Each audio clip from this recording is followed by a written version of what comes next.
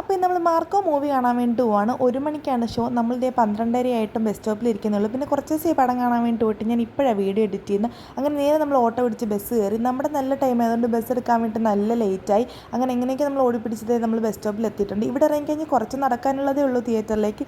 നമ്മുടെ സമയമില്ലായ്മ പറഞ്ഞാൽ നമ്മൾ ഓട്ടോ പിടിച്ച് നേരെ തിയേറ്ററിലെത്തി ഓടി അകത്തേക്ക് കയറുകയാണ്. അങ്ങനെ ടിക്കറ്റൊക്കെ കാണിച്ചു. നമ്മൾ ചെന്നപ്പോഴേക്കും പടം കുറച്ച് തുടങ്ങിയിട്ടുണ്ടായിരുന്നു. പിന്നെ ആ വീട്ടിട്ടത്ത് തട്ടിത്തറിഞ്ഞ് വീഴുമെന്ന് വിചാരിച്ച് ഏതൊക്കെയോ സീറ്റിൽ കയറിയിരുന്നു. ഞങ്ങളുടെ സീറ്റിലൊന്നും അല്ല ഞങ്ങൾ കയറിയിരുന്നത്.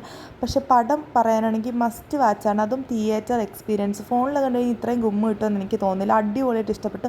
ഫസ്റ്റ് ഹാഫൊക്കെ കാണുമ്പോൾ നമുക്ക് തോന്നുമോ ഇതൊക്കെ എന്ത് വയലൻസ്, ഇതൊക്കെയാണ് എല്ലാവരും പറഞ്ഞതെന്ന്. പക്ഷേ സെക്കൻഡ് ഹാഫ് കാണുമ്പോൾ നമ്മുടെ കിളിയൊക്കെ എങ്ങോട്ട് പോകുന്നുമില്ല നമുക്ക് മനസ്സിലാകത്തില്ല.